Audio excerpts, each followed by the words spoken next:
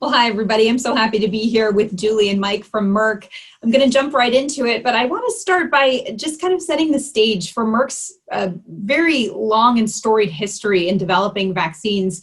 For folks who don't know, I think Roger Perlmutter, your head of research, really put it nicely on an April conference call, where he noted that in the last quarter century, there have been only 7 vaccines directed against previously unaddressed human pathogens that were approved. And 4 of the 7 were developed by Merck. But even if you go back further than that, I mean, Merck is related to many of the childhood vaccines that our kids take now through Morris Hilleman, who was there from 1957 to 1984, I believe.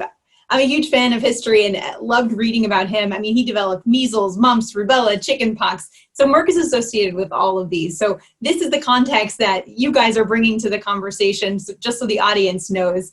And Julie, maybe I'll start with you and actually, asking you to put your CDC and public health hat on to help us put into perspective where we are in the pandemic now. 7 months in, we still have 40,000 cases a day in the US. How do we get out of this, and what role does a vaccine play for us there? Hey, thanks, and thanks so much for hosting us. It feels like we've been running this race for a long time, but as you said, we're only 7 months into it. So I think we have to kind of step back and realize that, unfortunately, this is just the beginning of this virus in its journey. We are mostly susceptible around the world. Most people are vulnerable to infection. So we have to kind of keep that in our back of our minds. But the good thing is we know we can slow spread. The social distancing does work. Masks are important.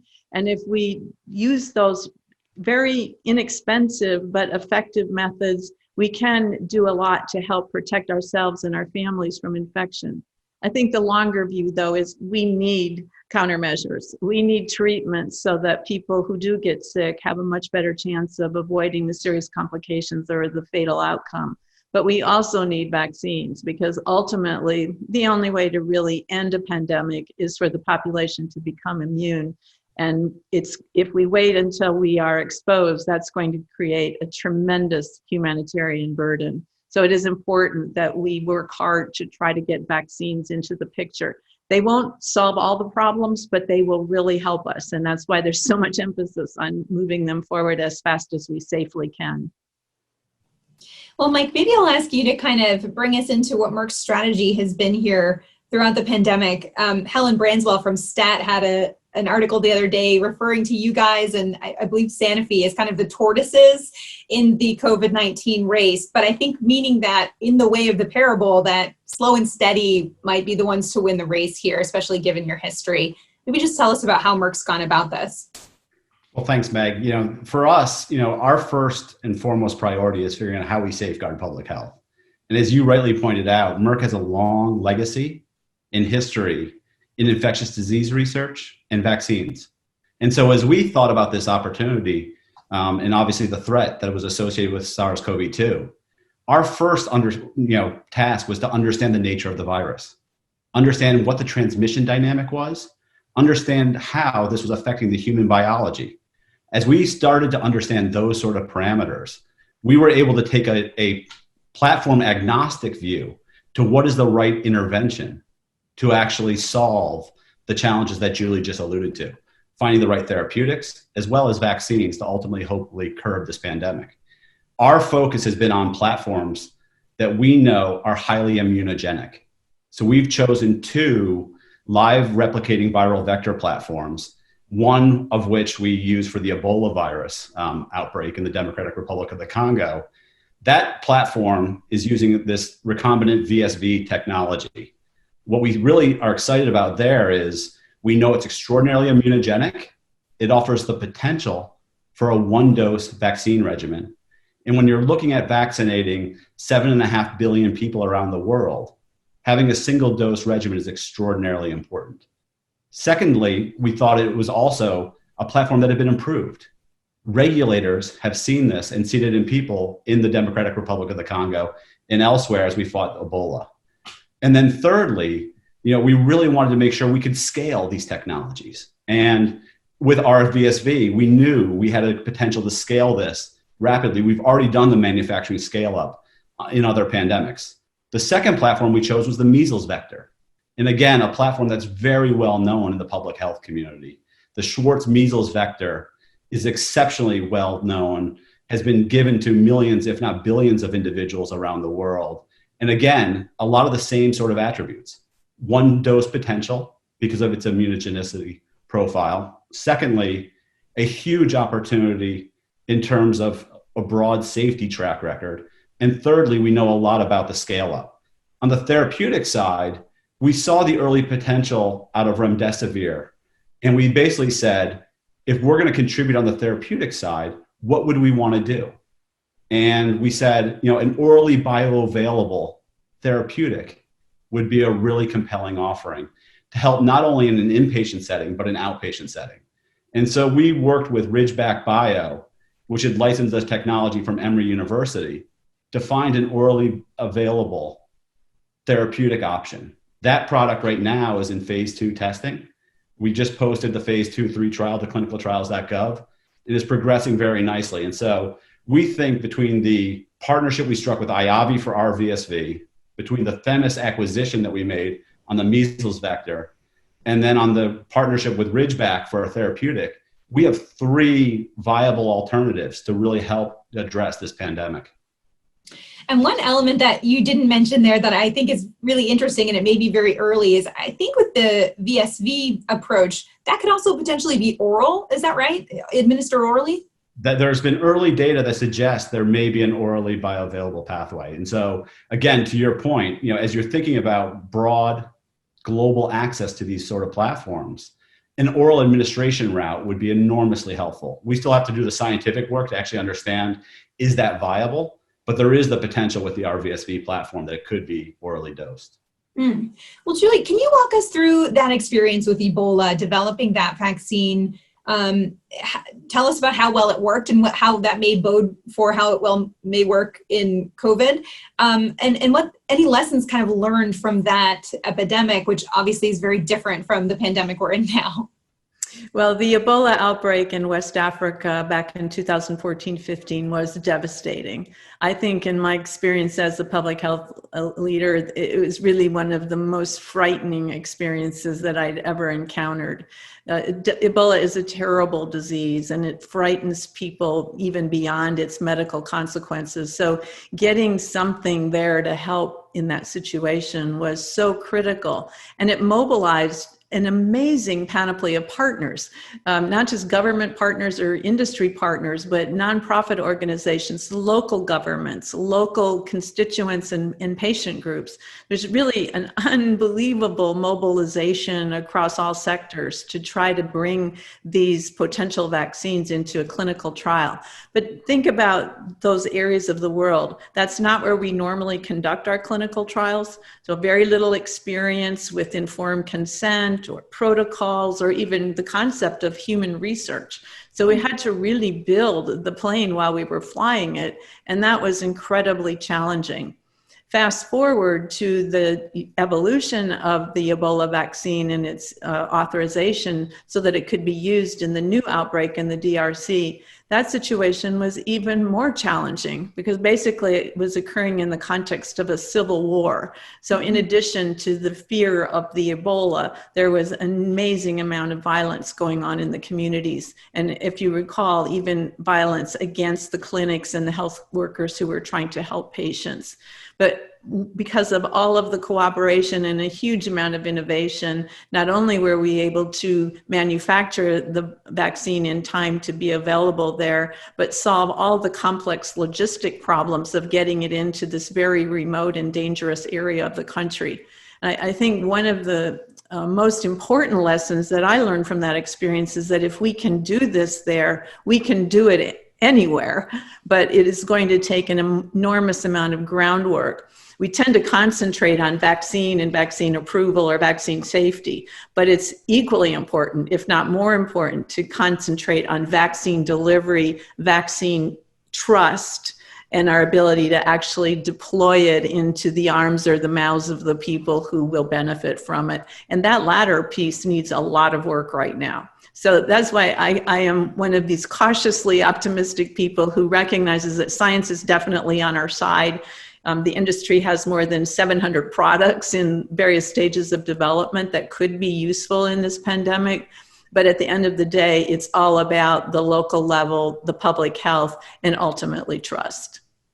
Well, I want to ask you a lot of questions about that because it comes up every day, of course. Before we do, Mike, I wonder if you can just help us with some timing about what to kind of expect in terms of your vaccines, testing results. When might you guys be sort of getting to that stage where you're entering the distribution part of this? Absolutely. Yeah. So V591, which is the vaccine we're working on through the acquisition of Themis on the measles vector platform, that has started phase 1 trials. There's 2 ongoing phase 1 trials occurring in the US and in Europe. Both those are recruiting nicely. We expect to have the phase 1 results later this year.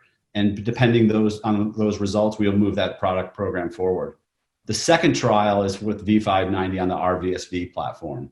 That program is currently in preclinical development. We're looking to move it into phase 1 in the near future. And again, depending on those results, we'll move that one forward as well.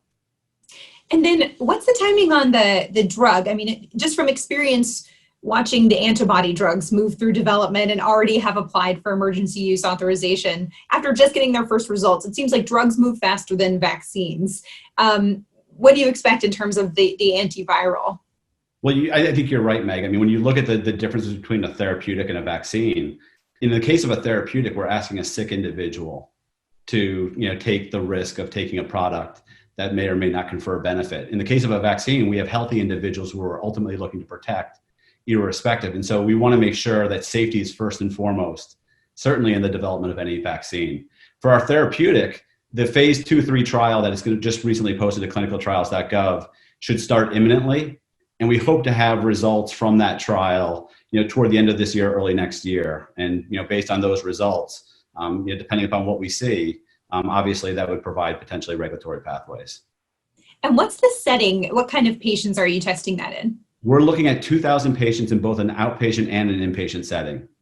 As I mentioned earlier, because this is an orally bioavailable drug, the real potential benefit would be to give this early in the course of disease, to ultimately impede viral replication at the earliest sign of symptoms. And so, the real hope here is that if we can stop viral replication before it starts, or just as it's starting, we ultimately can avoid many of the serious consequences associated with the disease.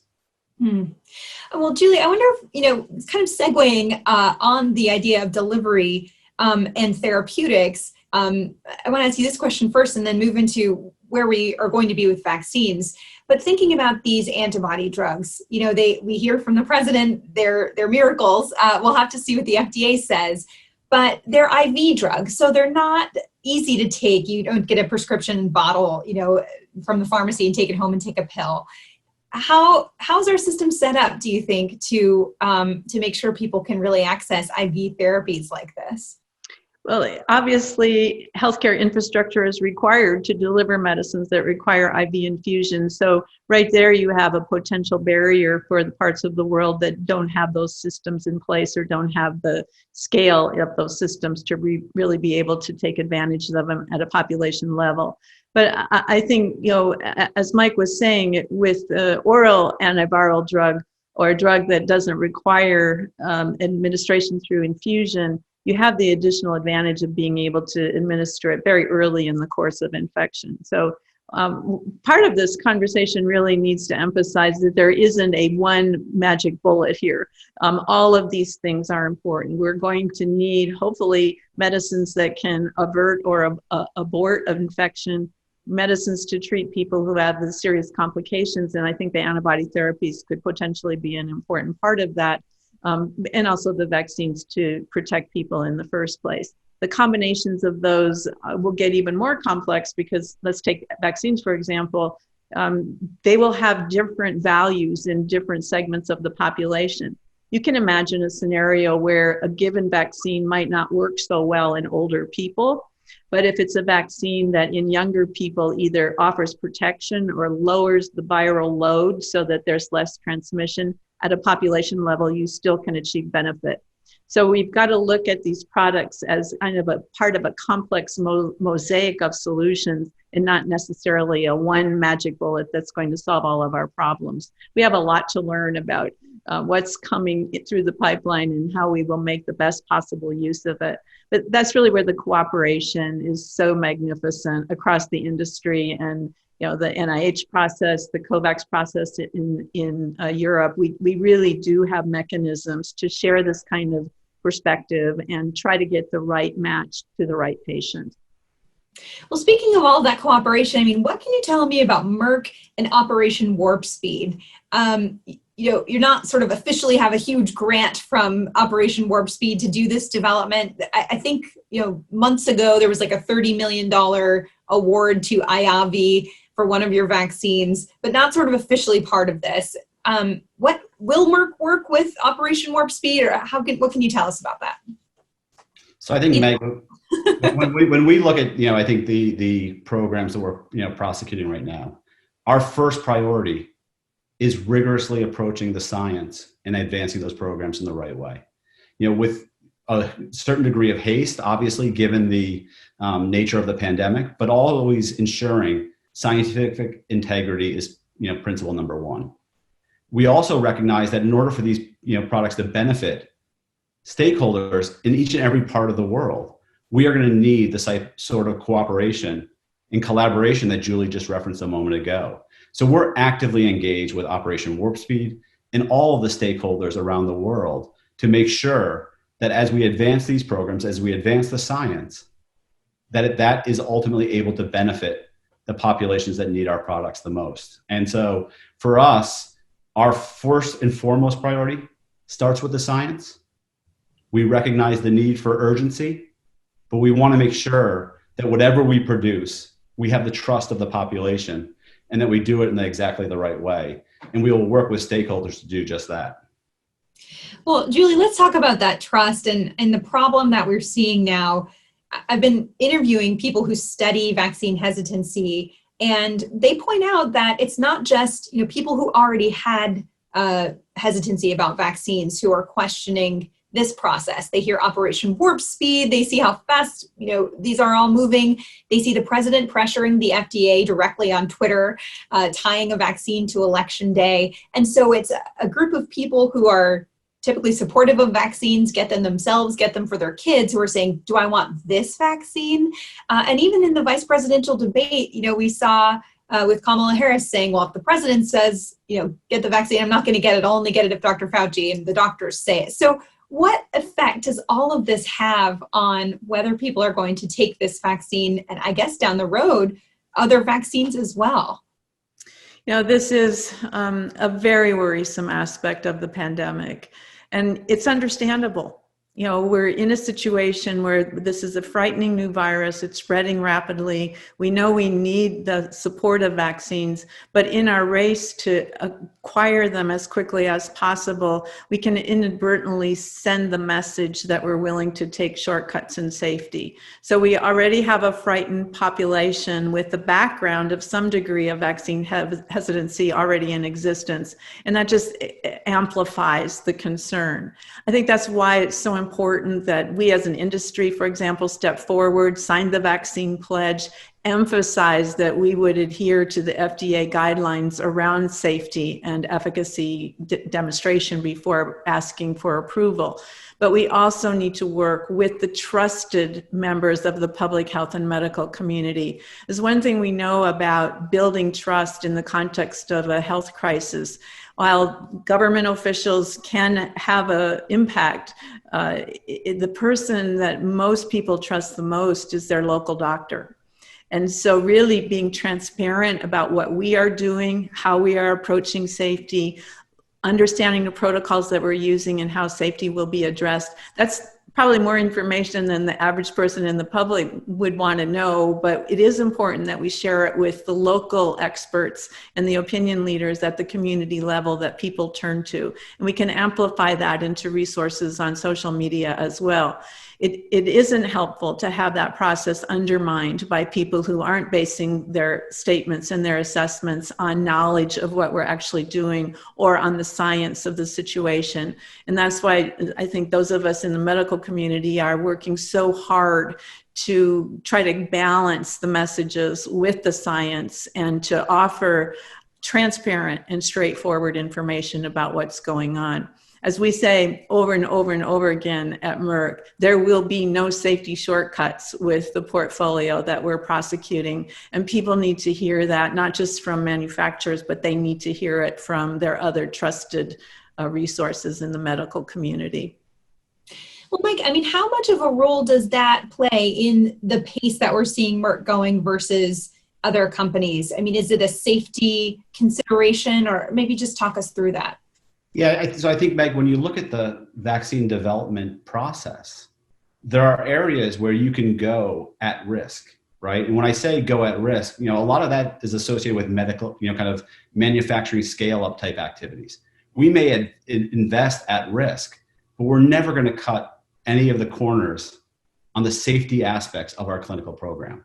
And so, as we look at the totality of our work, we are putting significant resources at risk in prosecuting these two vaccines and this therapeutic. At the same time, we are making sure that there's the appropriate rigor and thoughtfulness from a scientific perspective to make sure that we can appropriately characterize these products and share that information in the most balanced way with the public. As Julie said, vaccine confidence is going to be absolutely critical. If we could have the best intervention, and if only half the country is going to take it, it's a complete failure on the part of the whole healthcare system. And so we need to do everything we can with the right level of rigor, but also with that urgency where there are things we can do to hasten the time to ultimately end this pandemic. We are firm believers that there is an appropriate balance between speed and safety, and we'll never shortcut the safety elements, but we will invest in a way that tries to end this pandemic as quickly as possible. And Julie, I guess I'd ask your thoughts on what we've heard from the FDA in terms of its guidance for an emergency use authorization application for vaccines. The safety consideration is at least 2 months follow-up on half the participants. I've seen a letter from some doctors urging FDA to require it of all the participants at least 2 months safety follow-up. What are your thoughts on how much safety data is needed to know that a vaccine will be safe?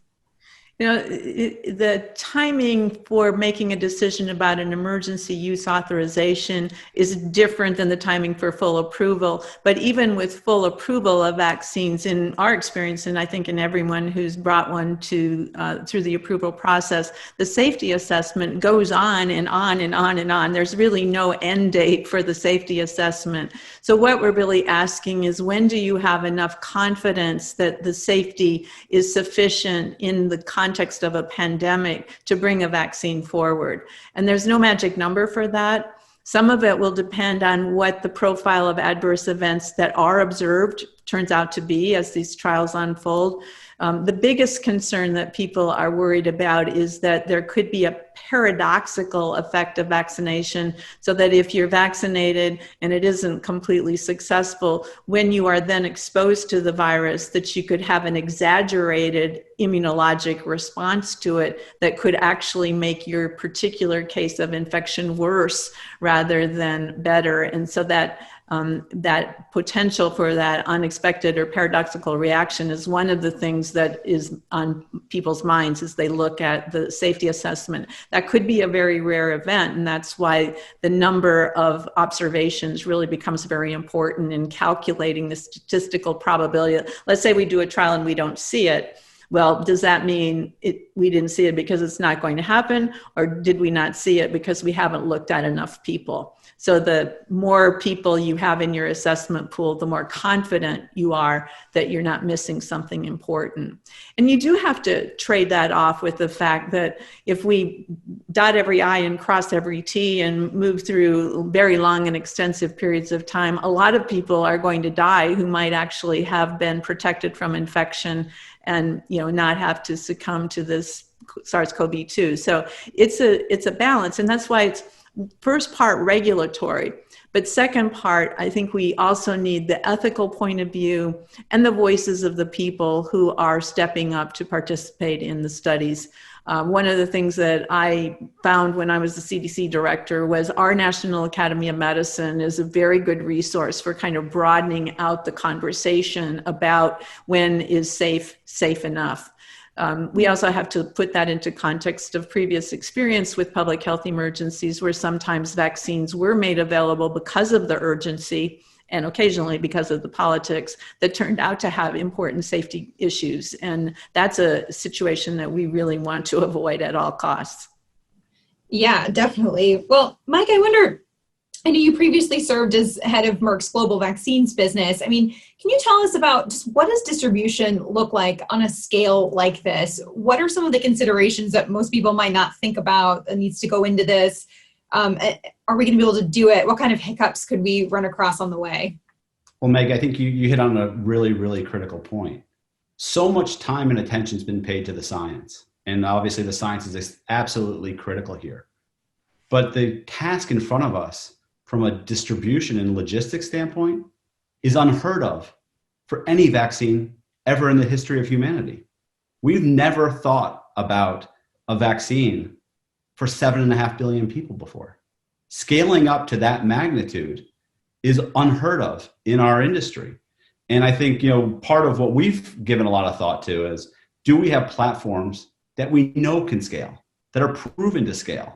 The live replicating viral vector platforms that we're using are used for a lot of the underlying pediatric immunizations that are given around the world. So we know there are ways to increase the scale of those vaccines. Single dose, again, is a really important characteristic because, 7.5 obviously is a lot easier to get to than 15 billion doses. But also you have to think about all of the distribution and logistics associated with that scale up, right? So the storage considerations, all of these things add cost to a vaccine. And then second, the other piece is 2-dose compliance. What we know from given vaccines is the fewer doses you have, obviously the higher compliance you ultimately have. If you only have to get 1 dose, 100% of the people that get the first dose complete the regimen. We know if you have multiple doses, you don't necessarily always complete the regimen. And so for us, all of these considerations were at the fore in making sure that we, as we prosecuted different platforms, we have an ability to scale appropriately.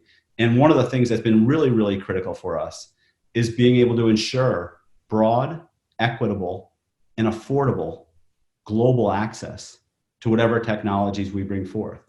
And I think, the last thing we want to do is solve the scientific challenges, solve the logistical challenges, and then have economics or socioeconomic status be the primary determinant for access to the best technologies.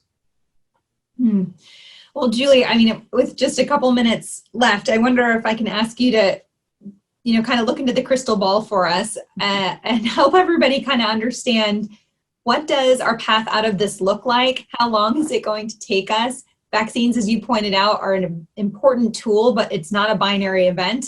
Neither is a drug. It all kind of works together, but how long is it until we get back to normal?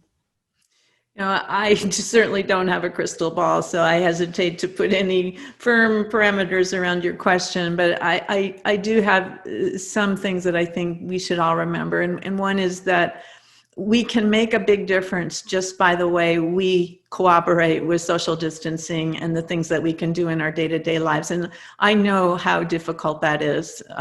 But, just this week, I learned that a member of my own family has COVID-19.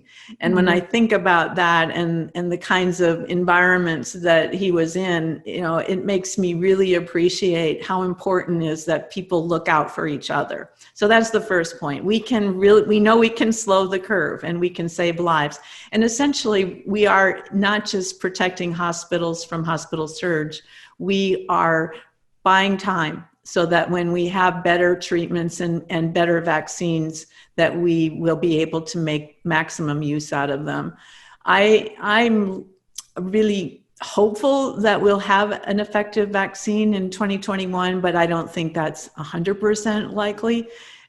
We see many good candidates coming through fast, and if they are as good as they are hoped to be, that will be an important contribution. But it's a long way from having something that even looks efficacious and safe enough to use to getting to those 7.5 billion people that Mike was just talking about. So I think this pandemic is with us for a while, and certainly through 2021.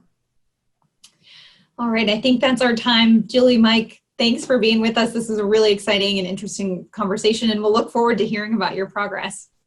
Thank you. Mike. Thanks.